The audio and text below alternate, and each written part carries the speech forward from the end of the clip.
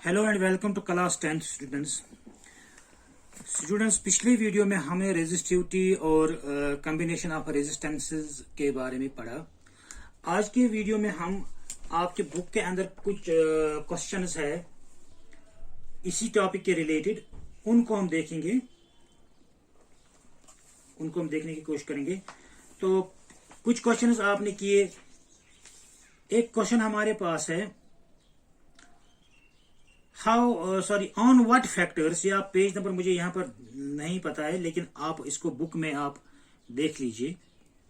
किसी internal in text question में से ये एक है, how on what factors does the resistance of a conductor depend. Resistance of a conductor जो है वो किन चीजों पे डिपेंड करता है। तो आप इसको लिखेंगे, resistance of a conductor, resistance of A conductor depends upon number 1, nature of the material used, nature of the material used. Number 2, length of the conductor.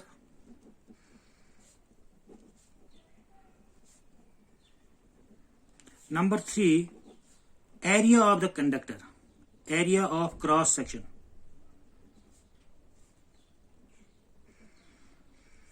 Area of cross section. इसके अलावा ये temperature और pressure पे भी depend करता है। आप अगले क्लास में पढ़ेंगे इंशाल्लाह कि resistance of a conductor increases with the increase in temperature and it decreases with the decrease in temperature. वो फैक्टर्स को हम निगलेक्ट करेंगे। यहाँ पर हम लिखेंगे, हम एक पर्टिकुलर कंडीशन पर ये सब चीजें होती है। तो आप इसको लिख सकते हैं, resistance is directly proportional to L, resistance is inversely proportional to area of cross section. तो आप इसको कंबाइन करके लिखिए, resistance of a material, resistance of a conductor is L upon A, और resistance of a material conductor is equal to rho times L upon A. तो ये आपके इस क्वेश्चन का आंसर हुआ। अगला क्वेश्चन जो है, will current flow more easily through a thick wire और a thin wire of the same material when connected to the same source of source. तो आपको ये बताना है कि एक वायर जो है, दो वायर्स हमारे पास है, एक वायर ये सेम लेंथ है और सेम मटेरियल से बनी हुई है, दूसरी वायर ये सेम लेंथ की, सेम मटेरियल की, दोनों को हमने सेम पोटेंशियल डिफरेंस दे दिया। ये है हमारी थिन वायर, ये हमारी थिक वायर। करंट किस में ज्यादा फ्लो होगा? करंट उस वायर में ज्यादा फ्लो होगा, मोर इजीली फ्लो होगा, जिसमें रेजिस्टेंस कम होगी। अब लेंथ के हिसाब से रेजिस्टेंस तो इनके दो दरमियान सेम रहेगा, क्योंकि लेंथ तो सेम है, लेकिन एरिया ऑफ क्रॉस सेक्शन जिसका ज्यादा होगा उसकी रेजिस्टेंस कम होगी, और उसमें रेजिस्टेंस कम होने की वजह से करंट इजीली फ्लो होगी। तो current will flow easily in thick wire, जो मोटी वायर होगी उसमें करंट इजीली फ्लो होगी, because it's area of cross section is more and hence resistance is less. Current will flow easily in thick wire because its area of cross section is more, hence resistance is less and resistance is less.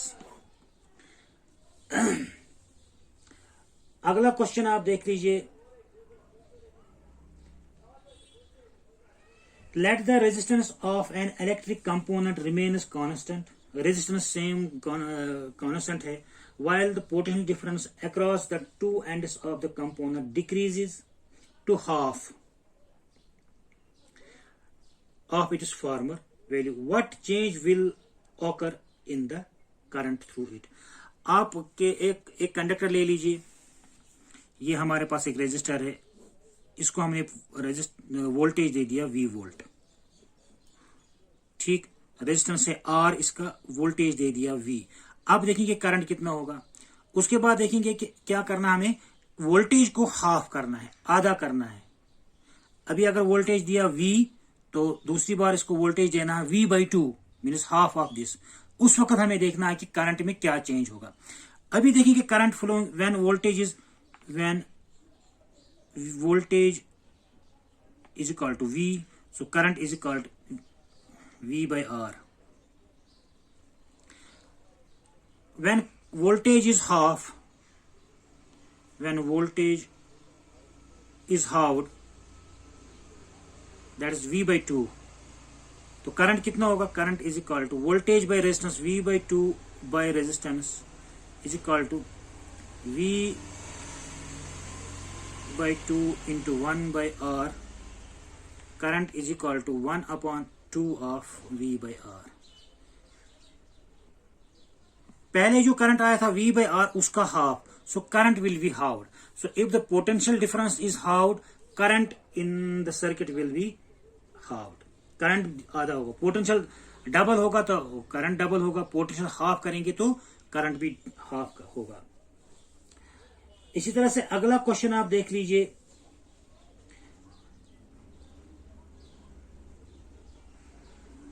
Why are coils of an electric toaster and electric irons made up of alloy rather than a pure material?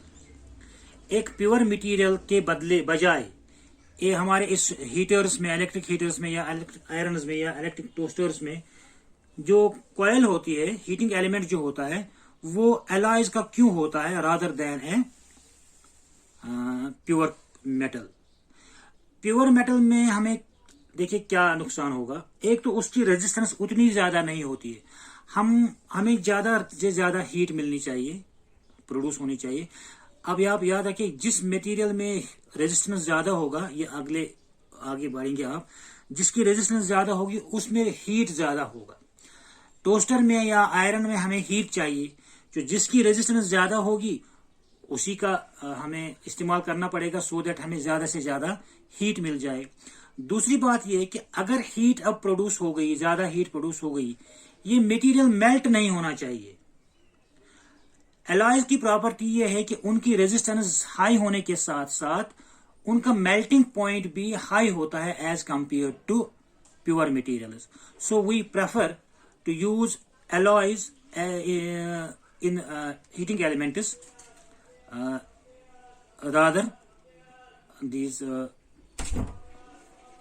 Pure metals, क्योंकि उनकी resistance ज्यादा होती है और उनका जो melting point होता है वो भी ज्यादा होता है, कि सो दैट वो मेल्ट ना हो जाए। अगला क्वेश्चन आप देख लीजिए। Use the data from the table given in article 1.1, answer the following question. आपके पास जो वहां पर टेबल दिया हुआ, जो मैंने आपको पहले बुक में दिया हुआ है पिछले वीडियो में, उसमें आप देखिए रेजिस्टिविटी दी हुई है डिफरेंट मेटल्स की या डिफरेंट कंडक्टर्स की, डिफरेंट अलॉयज की।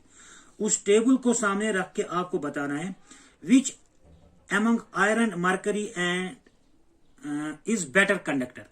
आयरन और मरकरी में से बेटर कंडक्टर कौन है। देखिए बेटर कंडक्टर वही होगा जिसकी रेजिस्टेंस कम होगी।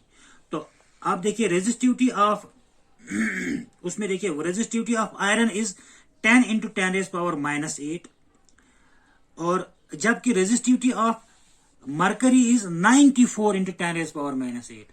तो रेजिस्टिविटी किसकी ज्यादा है, मरकरी की, तो वो बेटर कंडक्टर नहीं हो सकता है। बेटर कंडक्टर यहां पर आयरन होगा, क्योंकि उसकी रेजिस्टिविटी मरकरी की रेजिस्टिविटी से बहुत कम है। अच्छा, बी पार्ट इसका देखिए, which material is best conductor. इस सारे चार्ट में, उस सारे टेबल में आप देख लीजिए सबसे बेस्ट कंडक्टर कौन है। अगर आप रेजिस्टिविटी देखोगे तो सबसे कम रेजिस्टिविटी आपकी सिल्वर की है, इसीलिए सिल्वर जो है इन सब में बेस्ट कंडक्टर है। अगला क्वेश्चन आप देख लीजिए। Draw the schematic diagram of a circuit consisting of battery of 3 cells of 2 volts each a 5 ohm resistor, an 8 ohm resistor and a 12 ohm resistor and a pull-up key all connected in series. आपको एक diagram बनानी है, schematic diagram, एक ऐसे circuit की जिसमें क्या क्या दिया हुआ है। नंबर 1, उसके पास है एक battery of 3 cells. Battery of 3 cells आप बनाइए, एक सेल, दूसरा सेल, फिर तीसरा सेल। ईच सेल जो है 3 सेल्स की बैटरी, ईच ऑफ 2 वोल्ट। तो ये भी 2 वोल्ट की, ये भी 2 वोल्ट की और ये भी 2 वोल्ट की। देन वी हैव हियर, हमारे पास 3 रेजिस्टेंसेस जुड़े हुए हैं। एक का है 5 ओम रेजिस्टेंस, दूसरे का 8 ओम और तीसरे का 12 ओम। और एक ये सारे जुड़े हुए एक पुलअप की, आप यहां पर एक की लगा दीजिए, पुलअप की ये, और लगा दीजिए बाकी रेजिस्टर्स। एक कितना है, इट इज 5 ओम्स का, दूसरा 8 ओम्स का, तीसरा है 12 ओम्स का। और ये सब इस तरह से जुड़े हुए हैं, सीरीज में जुड़े हुए हैं। 5 ओम्स, 8 ओम एंड 12 ओम। तो ये आपका सर्किट बन गया। यही आपको सिंपल सा सर्किट बनाना है। अगला क्वेश्चन देखिए क्या कहता है। Redraw the circuit of above question putting in an ammeter to measure the current through the resistors and a voltmeter to measure the potential difference across the 12 volt resistor. इसी circuit को redraw करना है, दोबारा बनाना है, लेकिन यहां पर जोड़ना है हमें एक एमीटर और जोड़ना है हमें एक volt meter across the 12 ohm resistor. दोबारा बनाइए यही सब, लेकिन यहां पर जोड़िए आप एक एमीटर। आपको यहां पर एक बात याद रखनी है, गौर से आप याद रखिए। जब आप करंट मेजर करने के लिए एमीटर का इस्तेमाल करते हैं, तो करंट मेजर करने के लिए एमीटर हमेशा सीरीज में जुड़ा रहता है। पूरे सर्किट में किसी भी जगह पे आप लगाओ, लेकिन सीरीज में। यहां भी लगा सकते हैं आप, यहां भी लगा सकते हैं आप, यहां भी लगा सकते हैं आप, यहां भी लगा सकते हैं आप, किसी भी पॉइंट पे लगाइए सीरीज में लेके। और इसी तरह से वोल्ट मीटर आपको ज्वाइन करना है, और वोल्ट मीटर हमेशा जिस रेजिस्टर के अक्रॉस आपको पोटेंशियल डिफरेंस दिखना होता है, उसी रेजिस्टर के अक्रॉस आपको वोल्ट मीटर उसके पैरेलल में लगाना होता है। याद रखिए, आप वोल्ट मीटर हमेशा पैरेलल में जोड़ेंगे उसी रेजिस्टर के अक्रॉस जिसका आपको पोटेंशियल डिफरेंस देखना होगा। देखिए यहां पर अगर आप 8 ओम के अक्रॉस लगाएंगे, यहां पर वोल्ट मीटर लगाएंगे, तो आपको खाली ये voltage across 8 volt ohm resistor दिखाएगा। अगर आप यहां पर लगाएंगे इस पॉइंट और इस पॉइंट के दरमियान, आपको यहां पर ये potential difference between this 8 and 12 ओम को मिला के जितना होगा, 8 और 12 ओम कितने होगी, 20 ओम रेजिस्टर के अक्रॉस होगा। क्वेश्चन में हमें बताया गया कि आप देखिए वोल्टेज लगाइए आप 12 ओम, वोल्ट मीटर जो लगाएंगे 12 ओम रेजिस्टर के अक्रॉस। तो ये 12 ओम रेजिस्टर है, यहां पर हमने एक वोल्ट मीटर लगा दिया। ये फिर क्वेश्चन में कुछ और कहता है, what would be the readings in ammeter and volt meter. तो आपको बताना है कि इस एमीटर मीटर की रीडिंग क्या होगी, यानी कि इस सर्किट में करंट कितना होगा। और दूसरा आपको ये बताना होगा कि 12 ओम के अक्रॉस जो पोटेंशियल डिफरेंस होगा वो कितना होगा। तो करंट किसके बराबर होता है, आप देखिए current is equal to V by R. Current through the circuit same रहेगी। मैंने आपको कहा कि ये सीरीज वाले सारे सीरीज में हैं, तो इनमें हर पॉइंट पे करंट सेम होगी। करंट किसके बराबर होगा, total potential divide by total resistance of the circuit. तो टोटल पोटेंशियल कितना है, V इज इक्वल टू, ये हो गया V1 V2 V3 for example, V1 plus V2 plus V3, 3 cells हमारे पास है, और टोटल पोटेंशियल होगा इन तीनों का add, it is equal to 2 plus 2 plus 2, it is equal to 6 volt. तो V कितना हमारे पास है, 6 वोल्ट। R कितना है, R देखिए यहां पर 3 रेजिस्टेंस जुड़े हुए हैं, ये पूरे सर्किट का रेजिस्टेंस हमें देखना है। तो पूरे सर्किट में जो रेजिस्टेंस है वो कैसे, 5 ओम है, 8 ओम है और 12 ओम है, और ये सीरीज में जुड़े हुए हैं। और जब तीनों रेजिस्टेंस सीरीज में जुड़े होते हैं तो उनका जो नेट रेजिस्टेंस होगा वो इन तीनों का ऐड होगा। सो R किसके बराबर होगा, R is equal to R1 हो गया 5 ohm plus 8 ohm plus 12 ohm, it is 25 ohms. तो टोटल रेजिस्टेंस कितना होगा 25 ओम्स। तो अब हमारे पास करंट निकालना, हमें एमीटर कितना रीडिंग दिखाएगा, वो करंट हो गया I is equal to V by R, V is equal to 6, R is equal to 25। तो हमारे पास मिलेगा जो करंट जो होगा 6 डिवाइड बाई 25, वो कितना होगा हम कैलकुलेट कर लेंगे। तो करंट जो होगा it is equal to 0.24 amperes. हमारी इस एम्पीमीटर में रीडिंग जो होगी 0.24 एम्पियर्स। अब आपको वोल्ट मीटर क्या रीडिंग दिखाएगा, वोल्ट मीटर दिखाएगा कि इस 12 ओम के अक्रॉस कितना पोटेंशियल ड्रॉप होगा। तो आपको फिर पता होगा potential drop is equal to IR। इस 12 ओम रेजिस्टर में कितना करंट फ्लो हो रहा है, जितना यहाँ पर क्योंकि ये सारे रेजिस्टेंस सीरीज में, तो सब में सेम करंट होगा। कितना आएगा वो 0.24 पोटेंशियल ड्रॉप अक्रॉस 12 ओम 0.24 इंटू उसकी रेजिस्टेंस है 12। तो आप इसको कैलकुलेट करिए कितना वोल्ट्स का ड्रॉप होगा यहाँ पर। ये बन जाएगा ऑलमोस्ट 2.88 वोल्ट, 2.88 वोल्ट। तो 2.88 वोल्ट्स का हमें ये वोल्ट मीटर रीडिंग दिखाएगा। तो ये कुछ क्वेश्चंस थे जो हमारे पिछले वीडियो में टॉपिक था, उससे रिलेटेड। बाकी क्वेश्चन इंशाल्लाह अगले वीडियो में कर लेंगे। तब तक के लिए शुक्रिया। Hello and welcome to class 10 students. पिछले वीडियो में हमने रेजिस्टिविटी और कॉम्बिनेशन ऑफ रेजिस्टेंसेस के बारे में पढ़ा। आज के वीडियो में हम आपके बुक के अंदर कुछ क्वेश्चंस है इसी टॉपिक के रिलेटेड, उनको हम देखेंगे, उनको हम देखने की कोशिश करेंगे। तो कुछ क्वेश्चंस आपने किए। एक क्वेश्चन हमारे पास है ऑन व्हाट फैक्टर्स, या पेज नंबर मुझे यहां पर नहीं पता है, लेकिन आप इसको बुक में आप देख लीजिए। इंटरनल इन टेक्स्ट क्वेश्चन में से ये एक है, on what factors does the resistance of a conductor depend. Resistance of a conductor जो है वो किन चीजों पे डिपेंड करता है। तो आप इसको लिखेंगे resistance of a conductor, resistance of a conductor depends upon number 1 nature of the material used, nature of the material used. Number 2 length of the conductor.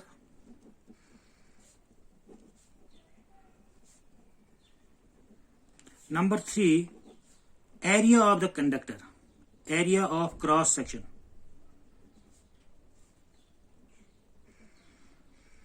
area of cross section. इसके अलावा ये temperature और pressure पे भी depend करता है। आप अगले क्लास में पढ़ेंगे इंशाल्लाह कि resistance of a conductor increases with the increase in temperature and it decreases with the decrease in temperature. वो फैक्टर्स को हम निगलेक्ट करेंगे। यहाँ पर हम लिखेंगे, हम एक पर्टिकुलर कंडीशन पर ये सब चीजें होती है। तो आप इसको लिख सकते हैं, resistance is directly proportional to L, resistance is inversely proportional to area of cross section. तो आप इसको कंबाइन करके लिखिए, resistance of a material resistance of a conductor is L upon A, और resistance of a material conductor is equal to rho times L upon A. तो ये आपके इस क्वेश्चन का आंसर हुआ। अगला क्वेश्चन जो है, will current flow more easily through a thick wire और a thin wire of the same material when connected to the same source of source. तो आपको ये बताना है कि एक वायर जो है, दो वायर्स हमारे पास है, एक वायर ये सेम लेंथ है और सेम मटेरियल से बनी हुई है, दूसरी वायर ये सेम लेंथ की, सेम मटेरियल की, दोनों को हमने सेम पोटेंशियल डिफरेंस दे दिया।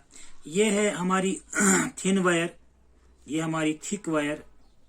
करंट किस में ज्यादा फ्लो होगा? करंट उस वायर में ज्यादा फ्लो होगा, मोर इजीली फ्लो होगा जिसमें रेजिस्टेंस कम होगी।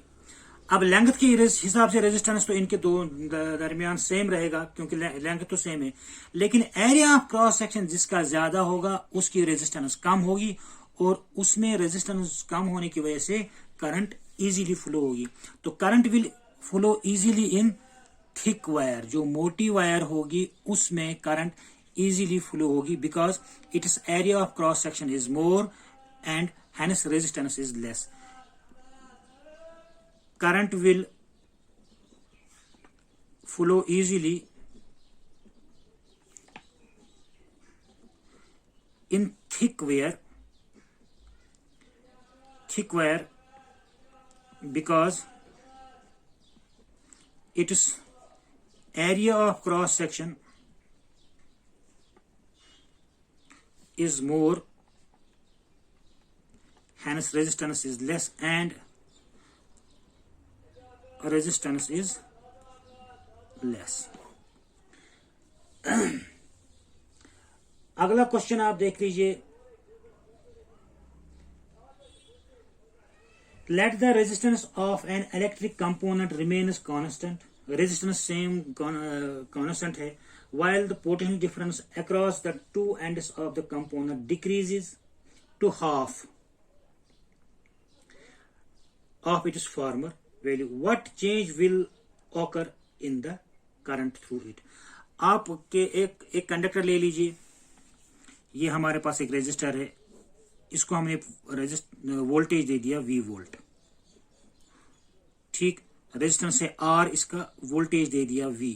अब देखेंगे करंट कितना होगा, उसके बाद देखेंगे कि क्या करना, हमें वोल्टेज को हाफ करना है, आधा करना है। अभी अगर वोल्टेज दिया V तो दूसरी बार इसको वोल्टेज देना है V/2 means half of this. उस वक्त हमें देखना है कि करंट में क्या चेंज होगा। अभी देखिए current flow when voltage is equal to V, so current is equal to V/R।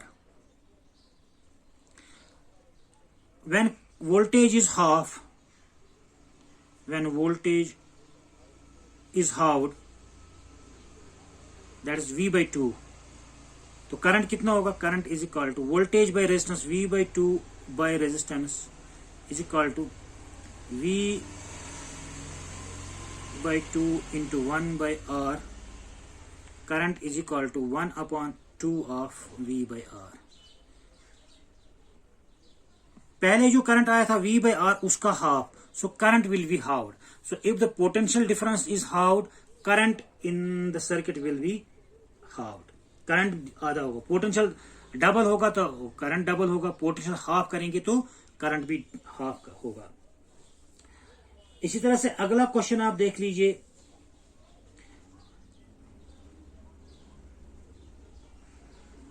why are coils of an electric toaster and electric irons made up of alloy rather than a pure material?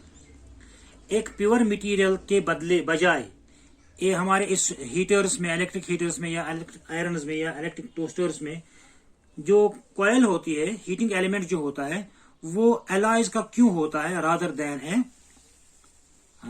Pure metal. Pure metal में हमें देखिए क्या नुकसान होगा, एक तो उसकी resistance उतनी ज्यादा नहीं होती है, हमें ज्यादा से ज्यादा हीट मिलनी चाहिए, प्रोड्यूस होनी चाहिए। अब आप याद रखिए जिस मटेरियल में रेजिस्टेंस ज्यादा होगा, ये आगे बढ़ेंगे आप, जिसकी रेजिस्टेंस ज्यादा होगी उसमें हीट ज्यादा होगा। टोस्टर में या आयरन में हमें हीट चाहिए, जो जिसकी रेजिस्टेंस ज्यादा होगी उसी का हमें इस्तेमाल करना पड़ेगा सो दैट हमें ज्यादा से ज्यादा हीट मिल जाए। दूसरी बात यह है कि अगर हीट अब प्रोड्यूस हो गई, ज्यादा हीट प्रोड्यूस हो गई, ये मटेरियल मेल्ट नहीं होना चाहिए। एलॉयज की प्रॉपर्टी यह है कि उनकी रेजिस्टेंस हाई होने के साथ साथ उनका मेल्टिंग पॉइंट भी हाई होता है as compare to pure materials. So we prefer to use alloys in heating elements rather these pure metals, क्योंकि उनकी रेजिस्टेंस ज्यादा होती है और उनका जो मेल्टिंग पॉइंट होता है वो भी ज्यादा होता है कि सो दैट वो मेल्ट ना हो जाए। अगला क्वेश्चन आप देख लीजिए, use the data from the table given in article 1.1, answer the following questions. आपके पास जो वहां पर टेबल दिया हुआ, जो मैंने आपको पहले बुक में दिया हुआ है पिछले वीडियो में, उसमें आप देखिए रेजिस्टिविटी दी हुई है डिफरेंट मेटल्स की या डिफरेंट कंडक्टर्स की, डिफरेंट अलॉयज की। उस टेबल को सामने रख के आपको बताना है which among iron, mercury and is better conductor. Iron और मरकरी में से बेटर कंडक्टर कौन है? देखिए बेटर कंडक्टर वही होगा जिसकी रेजिस्टेंस कम होगी। तो आप देखिए रेजिस्टिविटी ऑफ उसमें देखिए resistivity of iron is 10 into 10⁻⁻8 और जबकि resistivity of mercury is 94 into 10⁻⁻8। तो रेजिस्टिविटी किसकी ज्यादा है? मरकरी की। तो वो बेटर कंडक्टर नहीं हो सकता है। बेटर कंडक्टर यहां पर आयरन होगा क्योंकि उसकी रेजिस्टिविटी मरकरी की रेजिस्टिविटी से बहुत कम है। अच्छा, बी पार्ट इसका देखिए, which material is best conductor. इस सारे चार्ट में, उस सारे टेबल में आप देख लीजिए सबसे बेस्ट कंडक्टर कौन है। अगर आप रेजिस्टिविटी देखोगे तो सबसे कम रेजिस्टिविटी आपकी सिल्वर की है, इसीलिए सिल्वर जो है इन सब में बेस्ट कंडक्टर है। अगला क्वेश्चन आप देख लीजिए, draw the schematic diagram of a circuit consisting of battery of 3 cells of 2 volts each, a 5 ohm resistor, an 8 ohm resistor and a 12 ohm resistor and a plug key all connected in series। आपको एक diagram बनानी है, schematic diagram एक ऐसी circuit की जिसमें क्या क्या दिया हुआ है। नंबर 1, उसके पास से एक battery of 3 cells, battery of 3 cells आप बनाइए, एक सेल, दूसरा सेल, फिर तीसरा सेल। ईच सेल जो है 3 सेल्स की बैटरी, ईच ऑफ 2 वोल्ट। तो ये भी 2 वोल्ट की, ये भी 2 वोल्ट की और ये भी 2 वोल्ट की। देन वी हैव हियर, हमारे पास 3 रेजिस्टेंसेस जुड़े हुए हैं। एक का है 5 ओम रेजिस्टेंस, दूसरे का 8 ओम और तीसरे का 12 ओम। और एक ये सारे जुड़े हुए एक प्लग की, आप यहां पर एक की लगा दीजिए, प्लग की ये, और लगा दीजिए बाकी रेजिस्टर्स। एक कितना है, इस 5 ओम्स का, दूसरा 8 ओम्स का, तीसरा है 12 ओम्स का, और ये सब इस तरह से जुड़े हुए हैं, सीरीज में जुड़े हुए हैं। 5 ओम्स, 8 ओम एंड 12 ओम। तो ये आपका सर्किट बन गया। यही आपको सिंपल सा सर्किट बनाना है। अगला क्वेश्चन देखिए क्या कहता है, redraw the circuit of above question putting in an ammeter to measure the current through the resistors and a voltmeter to measure the potential difference across the 12 volt resistor। इसी circuit को redraw करना है, दोबारा बनाना है, लेकिन यहां पर जोड़ना है हमें एक एमीटर और जोड़ना है हमें एक volt meter across the 12 ohm resistor. दोबारा बनाइए यही सब, लेकिन यहां पर जोड़िए आप एक एमीटर। आपको यहां पर एक बात याद रखनी है, गौर से आप याद रखिए, जब आप करंट मेजर करने के लिए एमीटर का इस्तेमाल करते हैं तो करंट मेजर करने के लिए एमीटर हमेशा सीरीज में जुड़ा रहता है। पूरे सर्किट में किसी भी जगह पे आप लगाओ, लेकिन सीरीज में। यहां भी लगा सकते हैं आप, यहां भी लगा सकते हैं आप, यहां भी लगा सकते हैं आप, यहां भी लगा सकते हैं आप, किसी भी पॉइंट पे लगाइए सीरीज में लेके।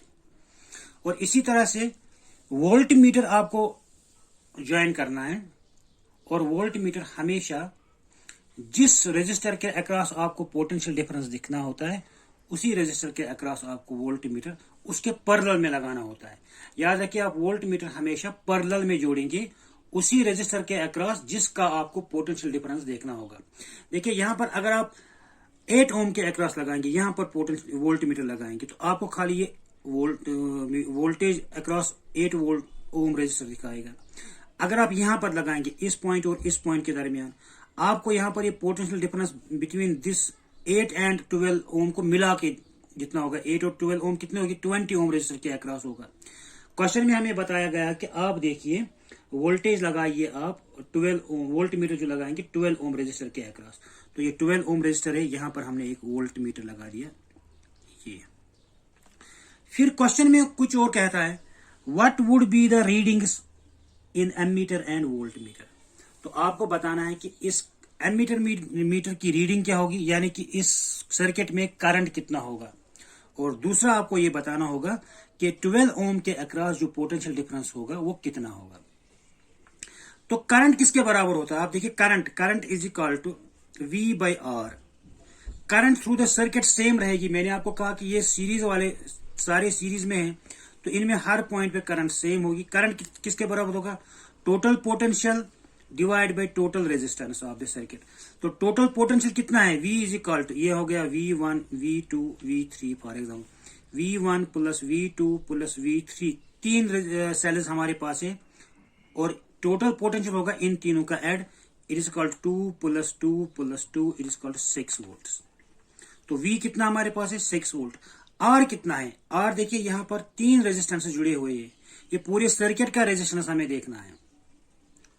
तो पूरे सर्किट में जो रेजिस्टेंस है वो कैसे, 5 ओम है, 8 ओम है और 12 ओम है, और ये सीरीज में जुड़े हुए हैं। और जब तीनों रेजिस्टेंस सीरीज में जुड़े होते हैं तो उनका जो नेट रेजिस्टेंस होगा वो इन तीनों का ऐड होगा। सो R किसके बराबर होगा, R is equal to R1 हो गया 5 ohm plus 8 ohm plus 12 ohm, it is 25 ohms. तो टोटल रेजिस्टेंस कितना होगा, 25 ओम्स। तो अब हमारे पास करंट निकालना, हमें एमीटर कितना रीडिंग दिखाएगा, वो करंट हो गया I is equal to V by R, V is equal to 6, R is equal to 25। तो हमारे पास मिलेगा जो करंट जो होगा 6 डिवाइड बाई 25, वो कितना होगा हम कैलकुलेट कर लेंगे। तो करंट जो होगा it is equal to 0.24 amperes. हमारे इस एम्पीमीटर में रीडिंग जो होगी 0.24 एम्पियर्स। अब आपको वोल्ट मीटर क्या रीडिंग दिखाएगा, वोल्ट मीटर दिखाएगा कि इस 12 ओम के अक्रॉस कितना पोटेंशियल ड्रॉप होगा। तो आपको फिर पता होगा potential drop is equal to IR। इस 12 ओम रेजिस्टर में कितना करंट फ्लो हो रहा है, जितना यहां पर क्योंकि ये सारे रेजिस्टेंस सीरीज में, तो सब में सेम करंट होगा। कितना आएगा वो 0.24 पोटेंशियल ड्रॉप अक्रॉस 12 ओम, 0.24 इनटू उसकी रेजिस्टेंस है 12। तो आप इसको कैलकुलेट करिए कितना वोल्ट्स का ड्रॉप होगा यहां पर, ये बन जाएगा almost 2.88 volt, 2.88 volts, sorry volt. तो 2.88 वोल्ट्स का हमें ये वोल्ट मीटर रीडिंग दिखाएगा। तो ये कुछ क्वेश्चंस थे जो हमारे पिछले वीडियो में टॉपिक था उससे रिलेटेड। बाकी क्वेश्चन इंशाल्लाह अगले वीडियो में कर लेंगे। तब तक के लिए शुक्रिया।